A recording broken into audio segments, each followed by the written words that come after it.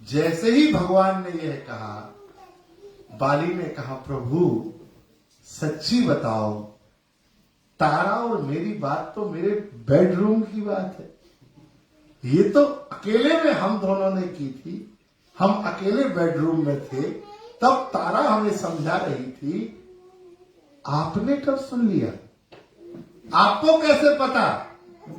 भगवान बोले तुझे पता नहीं है, बिन पग चले सुने बिन काना, कर बिन कर्म करे विधि नाना, आनंद रहित सकल रस भोगी, बिन वाणी वक्ता बड़ जोगी।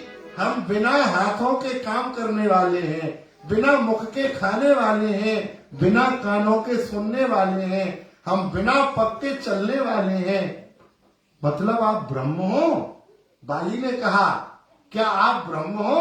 आप भगवान हो? ठाकुर जी ने कहा, yes I am God. God का मतलब समझते क्या क्या है? G O D। जी मतलब जनरेटर, O मतलब ऑपरेटर और D मतलब डिस्ट्रॉयर। यस, जो बनाते हैं, चलाते हैं और फिनिश मिटा देते हैं, वो है भगवान, गॉड। भगवान ने कहा, यस तुम सही समझे हो, मैं भगवान हूं। बाली कहा, तुम फिर हारे। भगवान बोले, ये बड़ा विचित्र आदमी मिला है, पहली बार बार बार वकालत खड़ी कर देता है, अब क्या हार गया? बोले, प्रभु अच्छा एक बात बताओ, मैं पापी हूं कि पुण्यात्मा हूं? पापी हूं या पुण्यात्मा हूं? भगवान बोले, बिल्कुल पापी हूं। बाली बोला, मैं बिल्कुल पापी नहीं हूं। भगवान बोले, कैसे कहोगे कि पापी नहीं हो? बाली ने कहा, अद्भुत चौपाई बाली ने बोली है। बाली ने कहा,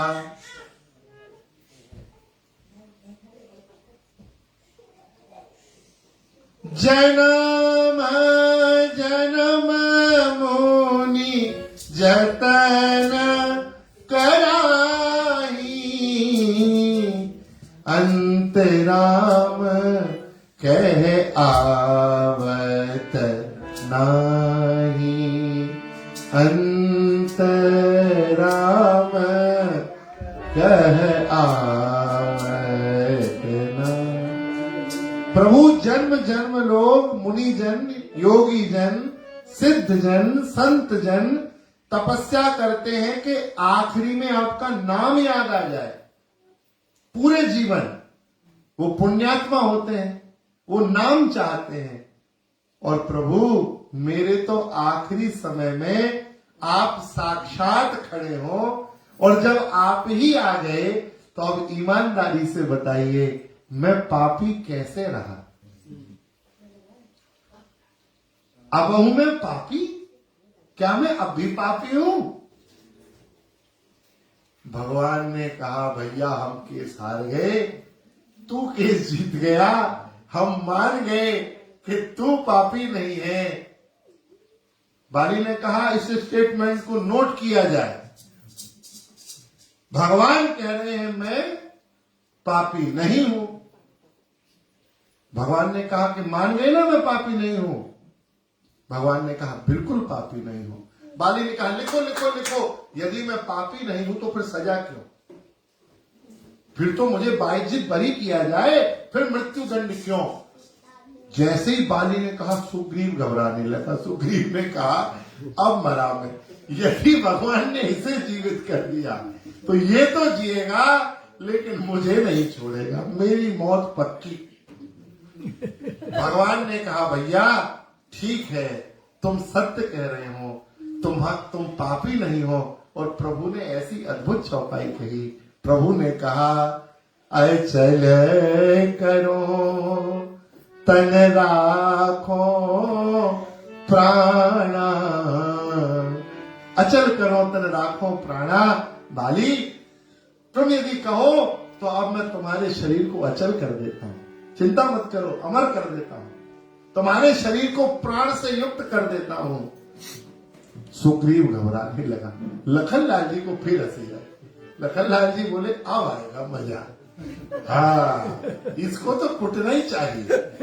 लखन लाल जी को तो लग रहा था कि इसको बढ़िया पिटना चाहिए। ये बैठे बैठे विचार करता रहा, मेरी भाभी परेशान होती रही, इसने प्रयास नहीं किया, इसको कुटना चाहिए। भगवान ने कहा बाली से, तो बाली ने कहा प्रभु नहीं, मैं तो मरूंगा, मरना ही मेरी नियति है, लेकिन हे राम, एक पिता का कर्तव्य होता है वह जीते जी अपने पुत्र को व्यवस्थित कर दे, वही पिता श्रेष्ठ है। मैं मरने से पहले अपने बेटे अंगद को आपकी शरण में रखता हूँ, आपकी जिम्मेवारी में रखता हूँ।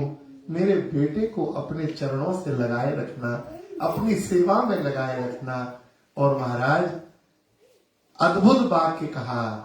हाँ, बाली ने कहा जे योनि जन्म हो कर्म बस, तह राम पद अनुराग हो।